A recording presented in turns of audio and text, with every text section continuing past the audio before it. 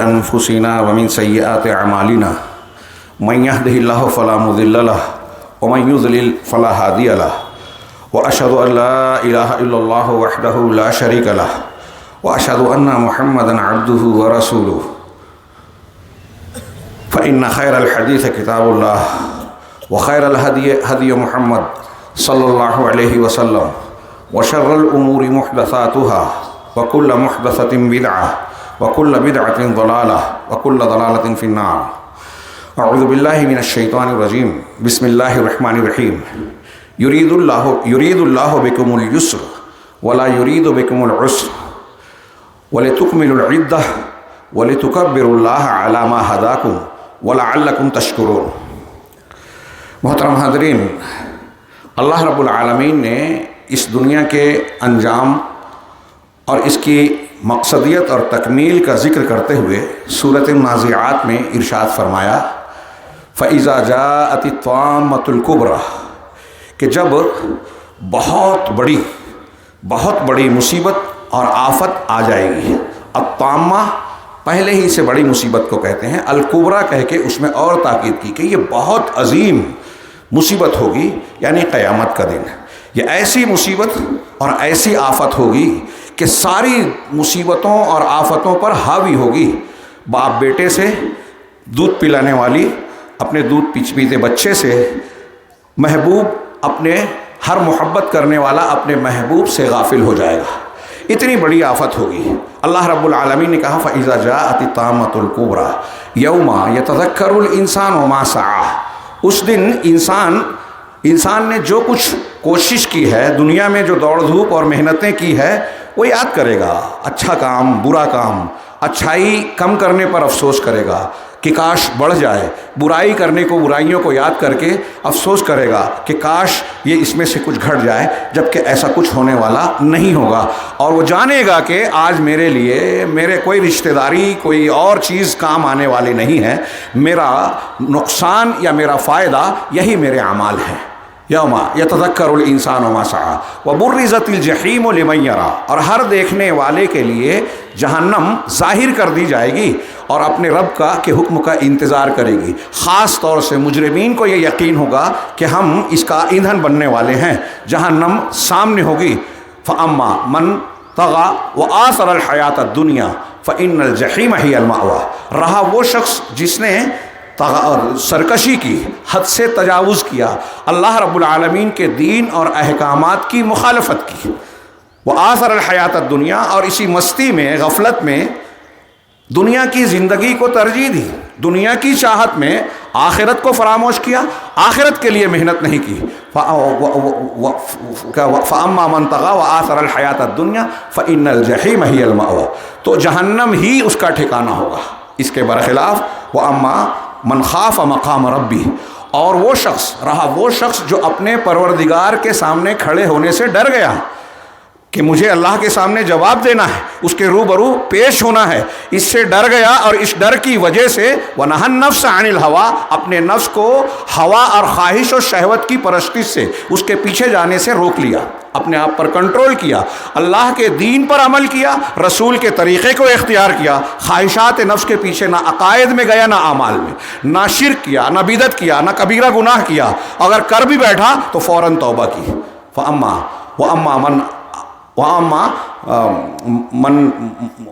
مَنْ خَافَ مَقَامَ رَبِّهِ وَنَهَى النَّفْسَ عَنِ الْهَوَىٰ فَإِنَّ الْجَنَّةَ هِيَ الْمَأْوَىٰ. تو جنت ہی اس کا ٹھکانہ ہوگا، جہاں ہر قسم کی لذت، ہر قسم کی خوشی اور سرور کے ایسے سامان ہوں گے جس کا تصور نہیں کیا جا سکتا.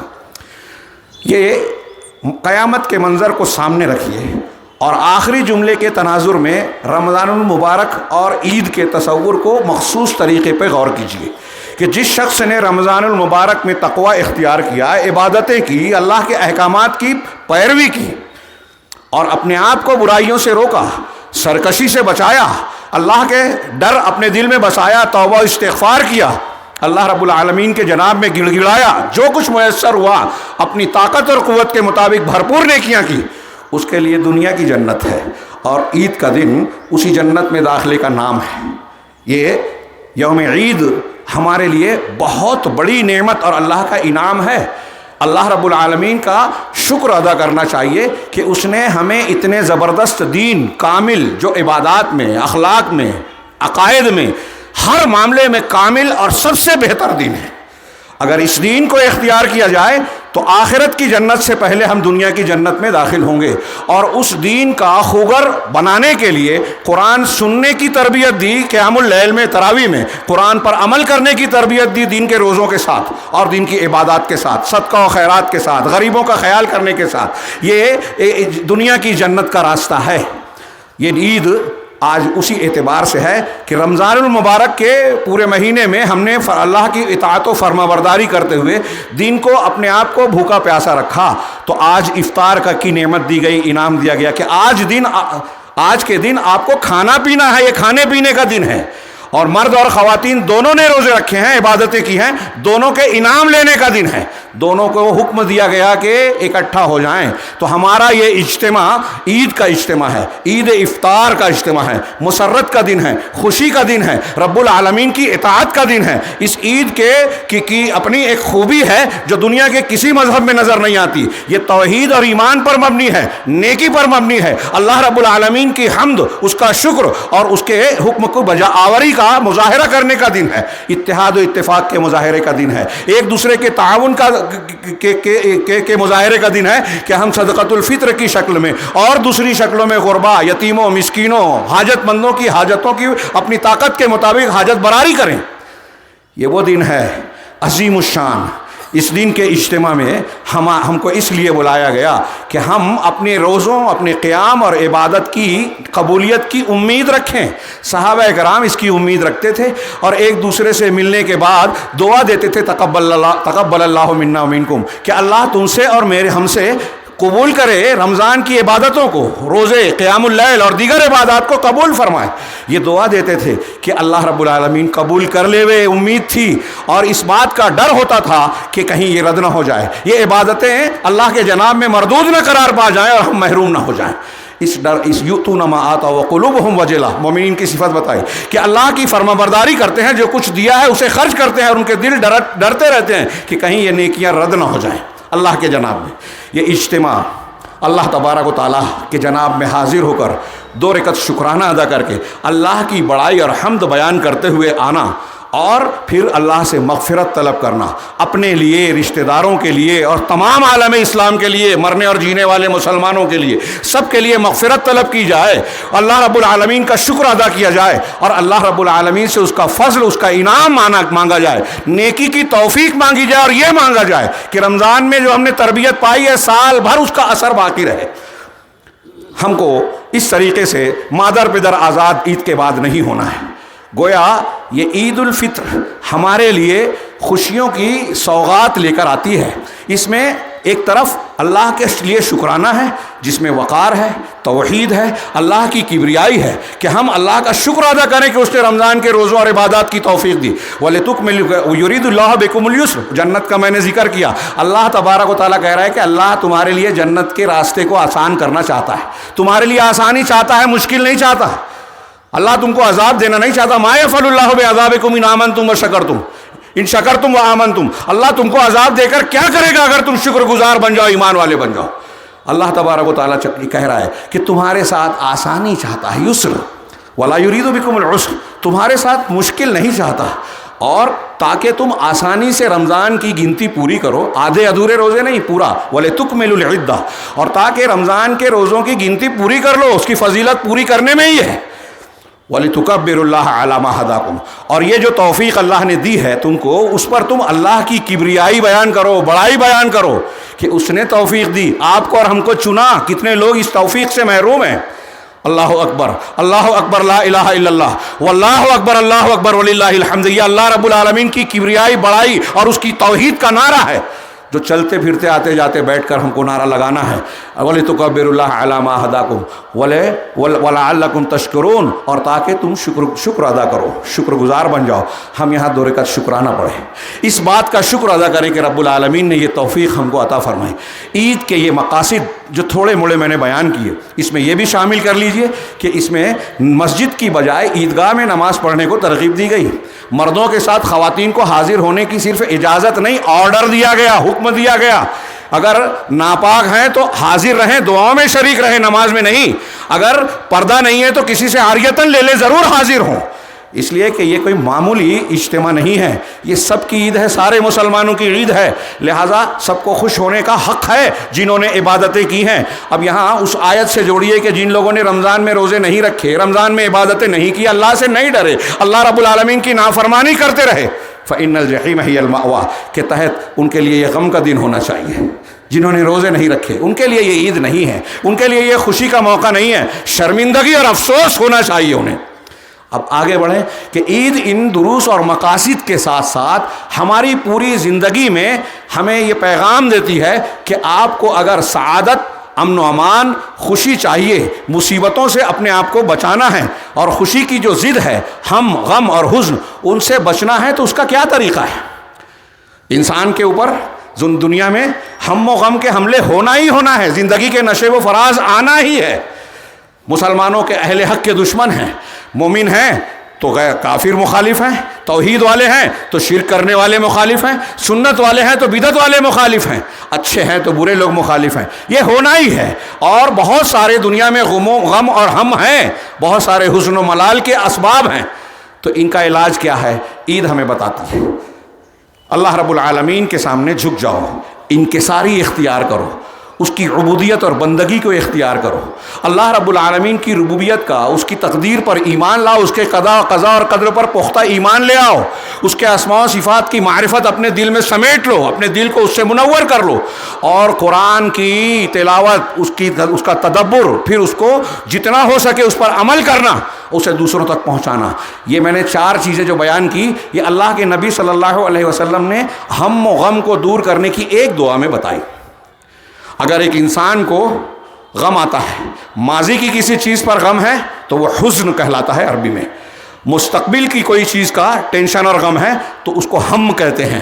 اور حاضر میں اگر کوئی پریشانی ہے، ٹینشن ہے تو اس کو غم کہتے ہیں. حزن، ہم اور غم، ان تینوں کا علاج اللہ کے نبی جناب محمد رسول اللہ صلی اللہ علیہ وسلم کی ایک دعا کے حوالے سے ہم سنیں. اور عید کا یہ پیغام ہے. میں نے جو پہلے آیت پڑھی اور اس حدیث کی روشنی میں اللہ کے رسول صلی اللہ علیہ وسلم کا فرمان ہے. وقت بچانے کے لیے میں تفصیل میں نہیں جاؤں گا، بہت ہی اختصار کے ساتھ. حضرت عبداللہ ابن مسعود کہتے ہیں کہ نبی پاک صلی اللہ علیہ وسلم فرمایا، مسند احمد، ابن حبان اور دوسری حدیث کی کتابوں میں یہ صحیح حدیث ہے.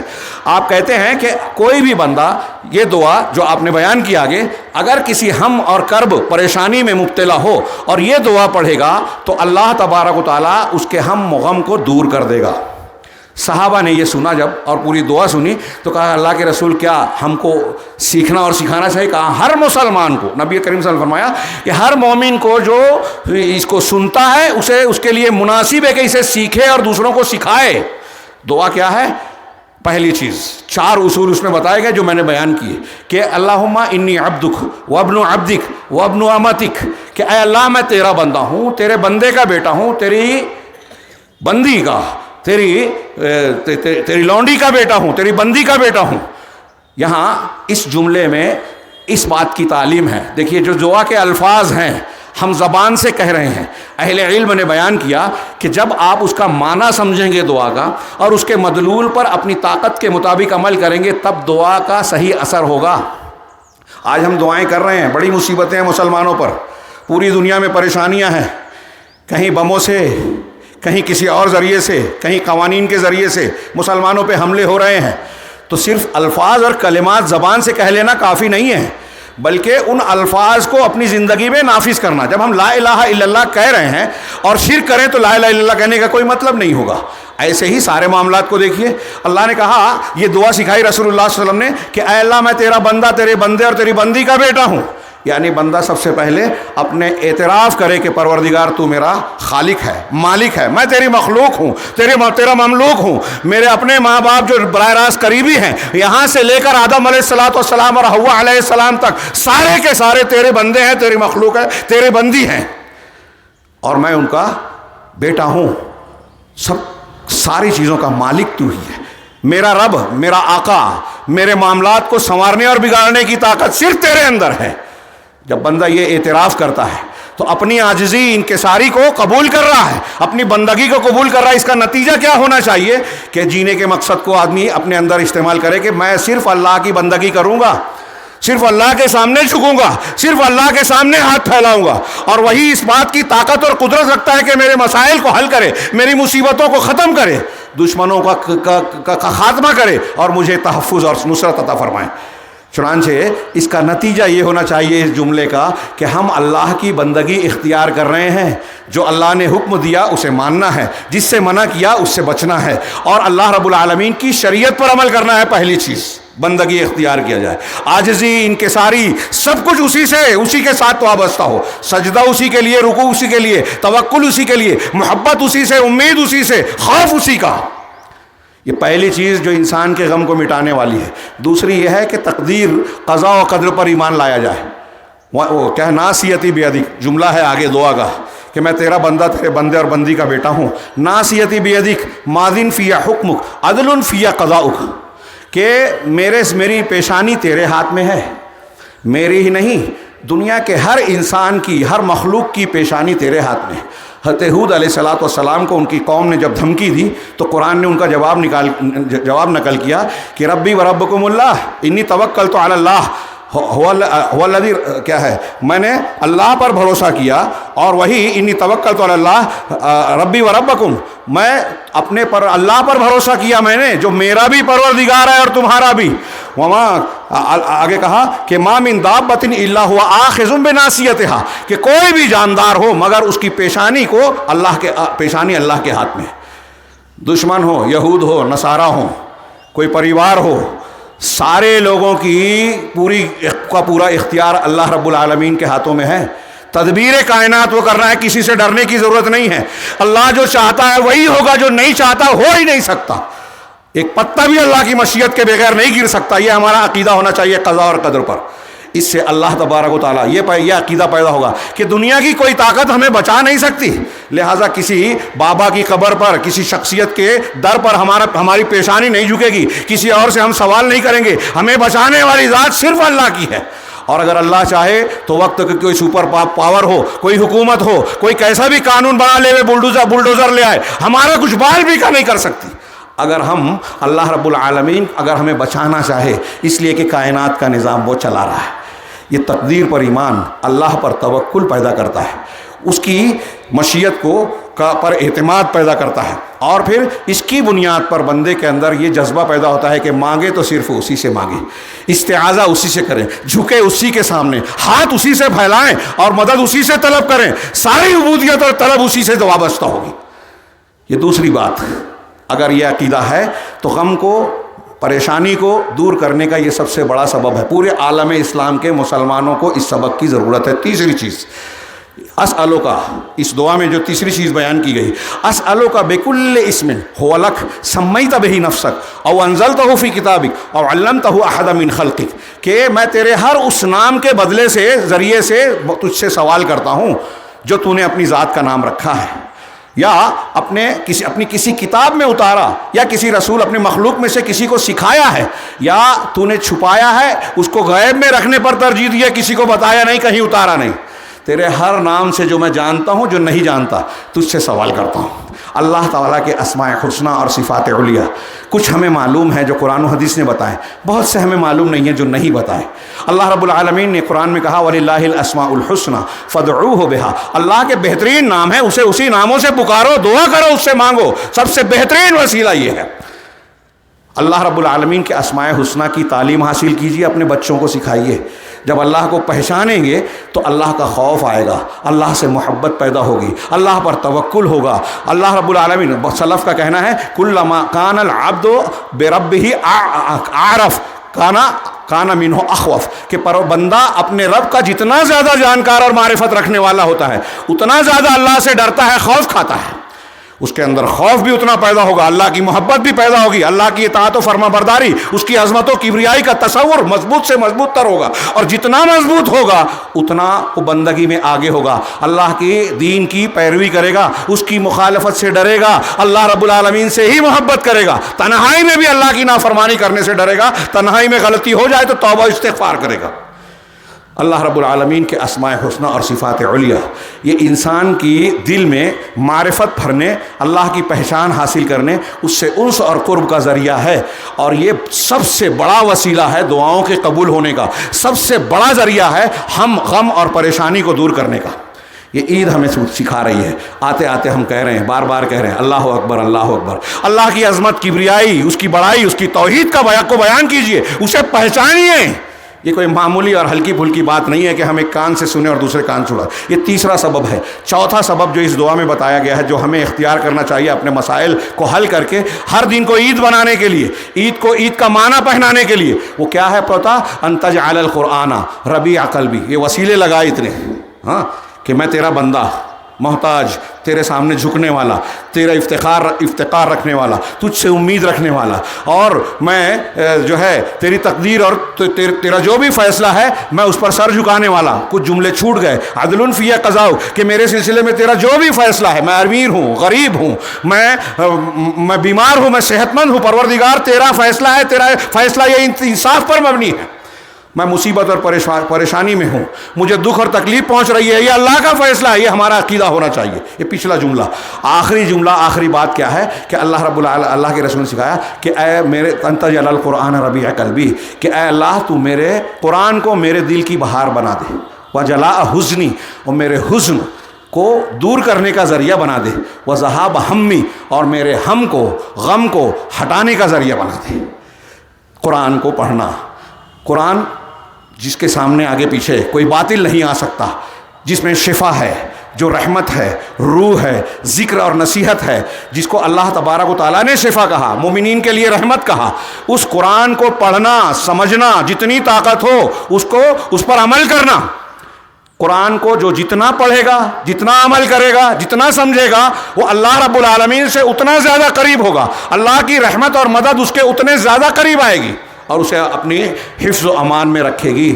قرآن بہت بڑا، اور رمضان المبارک میں جو ہم نے مہینے بھر عبادت کی، یہ قرآن کے نزول کا جشن تھا، قرآنی انسان بننے کی تربیت تھی کہ روزہ رکھ کے متقی بنے، اور متقیوں کے لیے قرآن ہدایت ہے۔ اگر ہم نے اپنے آپ میں تقوی پیدا کر لیا تو قرآن والے آدمی بن گئے، اور قرآن والے آدمی بن گئے تو ہم و غم کا علاج ہمارے پاس اللہ رب العالمین نے عطا فرما دیا۔ دنیا کے جتنے بھی اسباب ہیں وہ ان کے تابع یا معاون ہو سکتے ہیں، لیکن یہ جو 4 اسباب بیان کیے گئے ہیں، اگر یہ اسباب ہم نے اختیار نہیں کیے تو ہم کو جو ہے غم سے چھٹکارا نہیں مل سکتا، خوشی، حقیقی خوشی نہیں مل سکتی۔ یہ روایتی طور پہ ہم آج نئے لباس پہن کر حاضر تو ہو گئے، لیکن ہمارے دل زخمی ہیں کہ فلسطین چیخ رہا ہے، چلا رہا ہے، وہاں خون بہ رہا ہے، ہمارے بھائی بہن وہاں جو ہے پریشانیوں اور انتہائی قسم پرسی کی حالات میں چیخ چلا رہے ہیں، فریاد کر رہے ہیں، رب العالمین کے آگے دعاؤں کے لیے ہاتھ پھیلا رہے ہیں۔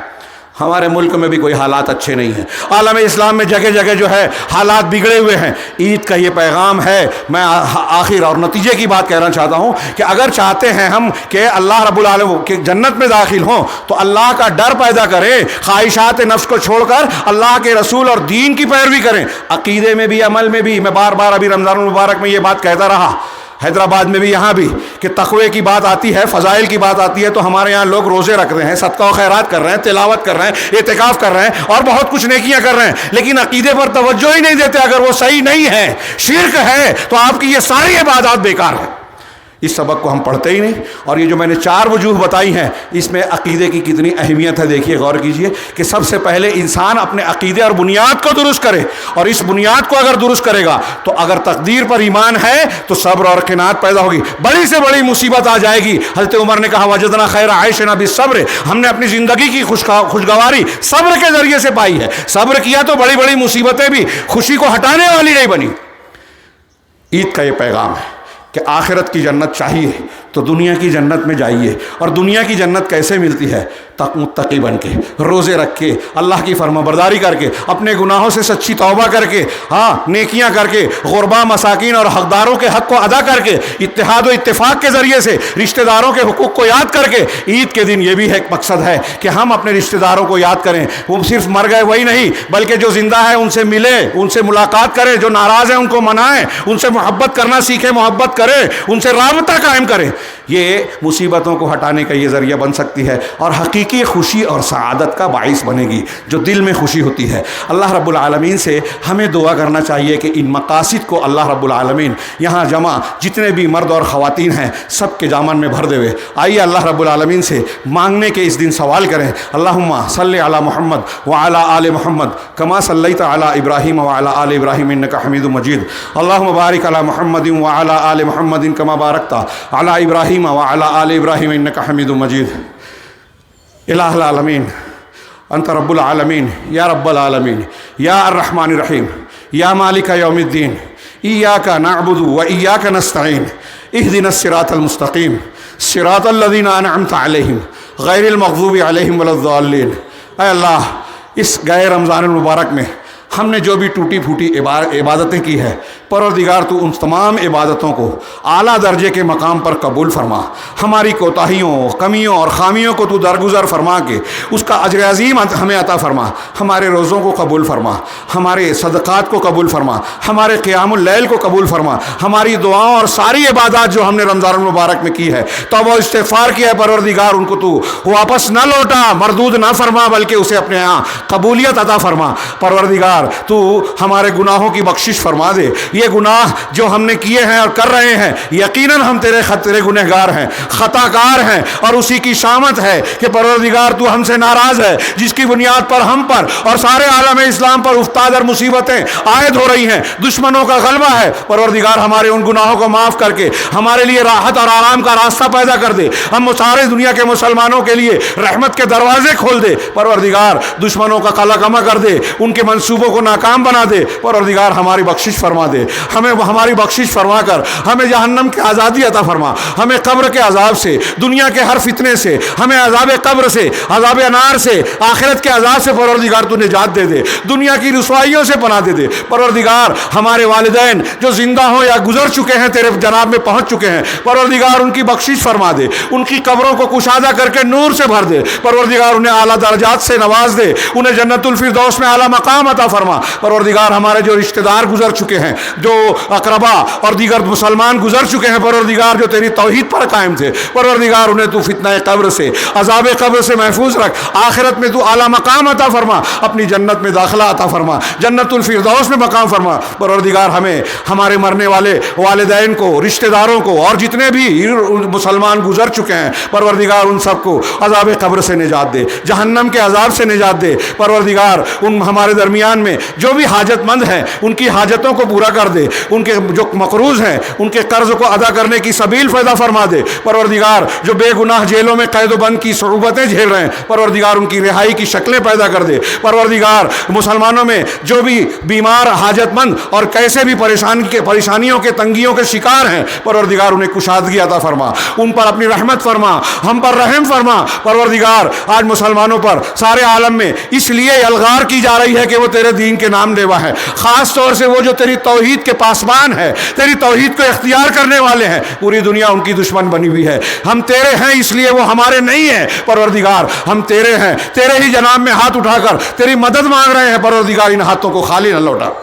پروردگار فلسطین میں جو غاصب یہود ہیں، جو مظلوم، مستضعف اور کمزور مسلمانوں پر ظلم ستم کے پہاڑ توڑ رہے ہیں، پروردگار ان مظلومین کی تو مدد فرما، ان کی حفاظت فرما، ان غاصبین یہود کو تو فنا کر دے، ان کو تباہ کر دے، اپنا عذاب جو تو مجرمین پر نازل کرتا ہے اس کی گرفت میں لے لے، ان کو اپنے شکنجے میں لے لے، ان کے منصوبوں کو ناکام بنا دے۔ پروردگار مسجد اقصیٰ کو، بیت المقدس کو ان کے پنجائی استبداد سے آزاد کر کے مسلمانوں کے ہاتھ پھر سے لوٹا دے۔ پروردگار پروردگار مسلمانوں کو ساری دنیا میں عزت عطا فرما، اتحاد و اتفاق عطا فرما. ہمارے درمیان جو شرکی اعمال، عقائد اور اقوال پائے جاتے ہیں پروردگار ان سے توبہ کرنے کی ہمیں توفیق دے تاکہ تو ہم سے راضی ہو جائے. دنیا میں بھی ہم کو سعادت دے اور مرنے کے بعد آخرت میں بھی ہمیں جو ہے اپنے ہاں سرخ روئی اور کامیابی سے نوازے، اپنے عذاب سے محفوظ رکھے. پروردگار ہم بہت گنہگار خطا کار ہیں، ہمیں تو مانگنا بھی نہیں آتا، ہمارے اندر بہت سی خامیاں ہیں. پروردگار اگر تیرے جناب میں ہاتھ اٹھانے کے بعد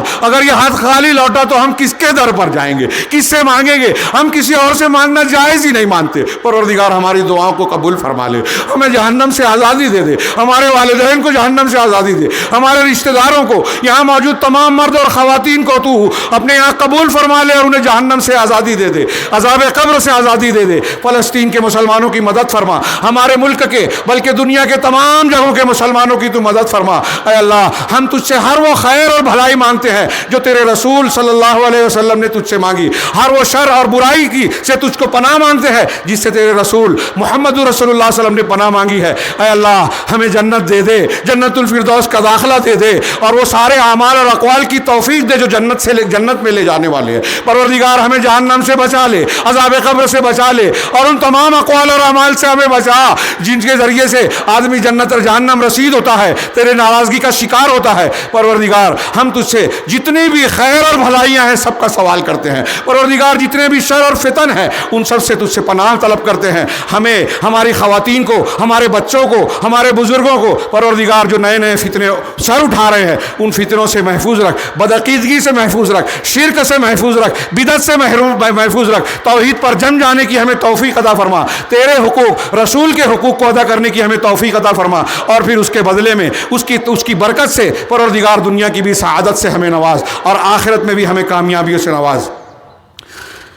اللہم اغفر لنا وللمؤمنین والمؤمنات والمسلمین والمسلمات وألف بين قلوبهم وأصلح ذات بينهم وانصرهم على عدوك وعدوهم. اللهم لعن الكفرة الذين يصدون عن سبيلك ويكذبون رسلك ويقاتلون أولياءك. اللهم خالف بين كلمتهم وزلزل أقدامهم وشتت شملهم وفرق جمعهم ومزق جمعهم ودمر ديارهم وأنزل بهم بأسك الذي لا ترده عن القوم المجرمين. اللهم إنا نجعلك في نحورهم ونعوذ بك من شرورهم. اللهم إنا نجعلك في نحورهم ونعوذ بك من شرورهم. اللهم انصر الإسلام والمسلمين في كل مكان. اللهم انصر إخواننا المسلمين المستضعفين في فلسطين. اللهم انصر إخواننا المسلمين والمستضعفين في فلسطين. اللهم دمر أعداء الدين. اللهم تقبل عبادتنا، اللهم تقبل صيامنا وتقبل قيامنا وتقبل جميع سائر عباداتنا. اللهم انصر من نصر دين محمد صلى الله عليه وسلم واجعلنا منهم واخذل من أعرض عن دين محمد صلى الله عليه وسلم ولا تجعلنا منهم. اللهم لا تدع لنا ذنبا إلا غفرته ولا هما إلا فرجته ولا كربا إلا نفسته ولا دينا إلا قضيته ولا مريضا إلا شفيته ولا مبتلا إلا عافيته ولا غائبا إلا رددته ولا مسترشدا إلا أرشدته ولا إساءة إلا أقلته ولا صغيرا أنبته نباتا حسنا برحمتك يا أرحم الراحمين ولا ضالا إلا هديته ولا صغيرا إلا أنبته نباتا حسنا يا أرحم الراحمين. يا حي يا قيوم برحمتك نستغيث، يا حي يا قيوم برحمتك نستغيث. يا مقلب القلوب ثبت قلوبنا إلى دينك. يا مقلب القلوب ثبت قلوبنا على دينك. يا مقلب القلوب ثبت قلوبنا على دينك. يا مصرف القلوب صرف قلوبنا إلى طاعتك. يا مصرف القلوب صرف قلوبنا إلى طاعتك. اللهم اقسم لنا من خشيتك ما يحول بيننا وبين معاصيك ومن طاعتك ما تبلغنا به جنتك ومن اليقين ما تهون به علينا مصائب الدنيا ومتعنا بأسماعنا وأبصارنا وقوتنا ما أحييتنا واجعله الوارث منا وانصرنا واجعل ثأرنا على من عادانا واجعل ثأرنا على من خالفنا وانصرنا على من أعدانا ولا تجعل مصيبتنا في ديننا ولا تجعل الدنيا أكبر همنا ولا مبلغ علمنا ولا تسلط علينا من لا يرحمنا ولا تسلط علينا بذنوبنا يا رب من لا يخافك ولا يرحمنا ولا تسلط علينا ولا تسلط علينا بذنوبنا يا رب من لا يخافك ولا يرحمنا. اللهم إنا نسألك من الخير كله عاجله وآجله ما علمنا منه وما لم نعلم. اللهم نعوذ بك من الشر كله عاجله وآجله. اللهم إنا نسألك من خير ما سألك عبدك ونبيك ونعوذ بك من شر ما عاذ به عبدك ونبيك. اللهم إنا نسألك الجنة وما قرب إليها من قول أو عمل ونعوذ بك من النار وما قرب إليها من قول أو عمل. اللهم إنا نسألك الجنة اللهم إنا نسألك الجنة الفردوس. اللهم إنا نسألك الجنة وما قرب إليها من قول وعمل ونعوذ بك من النار ونعوذ بك من النار ونعوذ بك من النار وما قرب إليها من قول وعمل. اللهم وأن تجعل كل قضاء قضيته لنا خيرا. اللهم أحسن عاقبتنا في الأمور كلها وأجرنا من خزي الدنيا وعذاب الآخرة. اللهم أحسن عاقبتنا في الأمور كلها وأحسن عاقبتنا وأحسن عاقبتنا وأجرنا من خزي الدنيا وعذاب الآخرة. اللهم أجرنا من خزي الدنيا وعذاب الآخرة. اللهم إنا نسألك موجبات رحمتك وعزائم مغفرتك والسلامة من كل إثم والغنيمة من كل بر والفوز بالجنة والسلامة والنجاة من النار. اللهم إنا نسألك الهدى والتقى والعفاف والغنى. اللهم إنا نسألك الهدى والتقى والعفاف والغنى.